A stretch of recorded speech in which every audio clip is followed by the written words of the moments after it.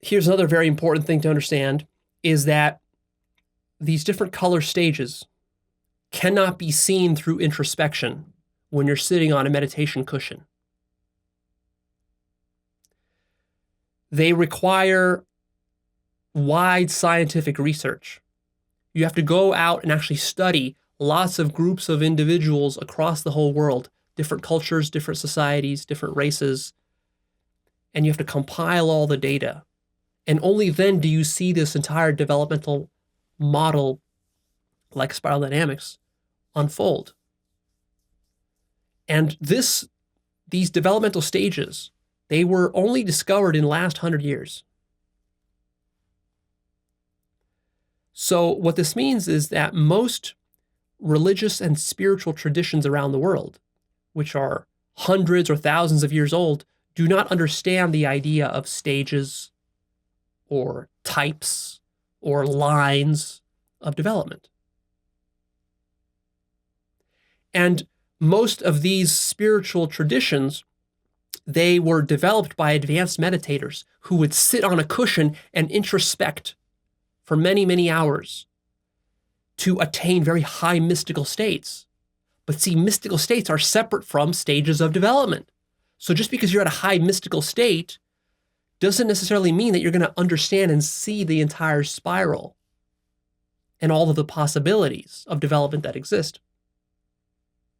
And so one of the biggest problems right now with all the traditional religions, Islam, Hinduism, Christianity, Judaism, and even Buddhism, is that none of these religions basically understand spiral dynamics, and they don't account for development very much. Most of them are focused on helping you to attain higher states, if that. And then, a lot of them only focus on just filling your head with dogma, which is even worse because you don't even get the mystical states. So you got to understand that. And this also explains why, those people who say, oh, Leo, but this spiral dynamic stuff, it's all just concepts and models. It's all bullshit. If you just sit and you're just present in the moment, there is no spiral. There are no stages. Yes, of course, that's true. Spiral dynamics is a conceptual framework. But just because that's true doesn't mean that spiral dynamics isn't useful and that you're not missing something.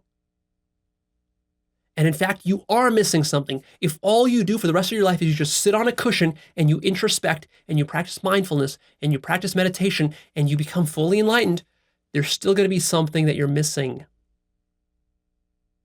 And you're not going to be fully developed. And you're not going to fully know how to analyze the various problems that are happening in the world socially, collectively, because our social and collective problems mostly have to do some of them have to do with the fact that people aren't awake. Of course they do. But they also have a large component of people just lacking in development. Organizations and countries and legal systems lacking in development. And that's important because our society and our culture contributes enormously to our ability and potential to wake up. So if you want to wake up a lot of people, you can't just teach them techniques for sitting on a cushion and meditating all day. That's great. That's a very direct path. And of course, for some tiny percentage of the population, that will work great. But for the vast majority of the population, it won't work at all because they're not at a level of development where they can even hear you and understand your teachings or even be open-minded to your teachings. Because to assume that a person is open-minded enough to hear non-dual teachings, they already have to be at like stage green or beyond. Otherwise, they'll demonize you and maybe even burn you at the stake. And it would be nice to understand that. So if we really want to wake up the whole world, we got to also take into account development. Enlightenment itself, it's very important to understand, has no stages. Enlightenment is absolute. But how you interpret that enlightenment very much depends what stage you're at and how holistic and integrative are you with your understanding of spirituality and all of religion and science, and how much do you integrate it all together, that very much depends on your level of development.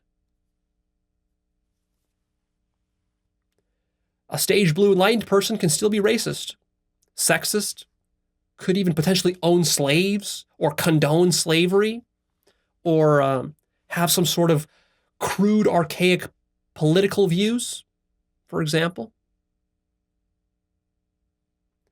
Or might be very biased towards his own culture, might be very ethnocentric, might be very biased and partial to his own religious tradition, like some Hindu guru master might just be all about Hinduism, but discount the value of Buddhism or Islam.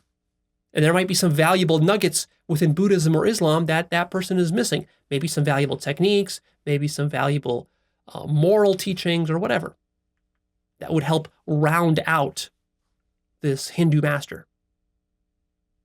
That's the value of a more holistic, integrative approach. It's also much more enjoyable to see the interconnectedness of everything, because that's one thing that consciousness is doing. Because consciousness is one, we're talking about oneness here. Yes, you can awaken to the infinite void, the emptiness, the nothingness. Yes, of course you awaken to that. That's critical. But then what you do for the rest of your life is now you're still navigating this dream. You're navigating this infinite creation with all these forms and shapes and all this stuff that's happening. You're navigating it, and what you're seeing then, your mind is integrating it all together, and you're seeing all the nuanced interconnectedness of everything. You're seeing, for example, how Buddhism is talking about this, and Islam is talking about the same thing, and then Hinduism's also talking about it, but it's all being talked about in different ways. And then you see the beauty of that. And then you see, for example, like Hindu art and Islamic art and Christian art, and you see how all of that fits in together. And so you're seeing more and more of the interconnectedness of everything. And in this way, your awakening becomes richer, more holistic, more integrated, and more beautiful.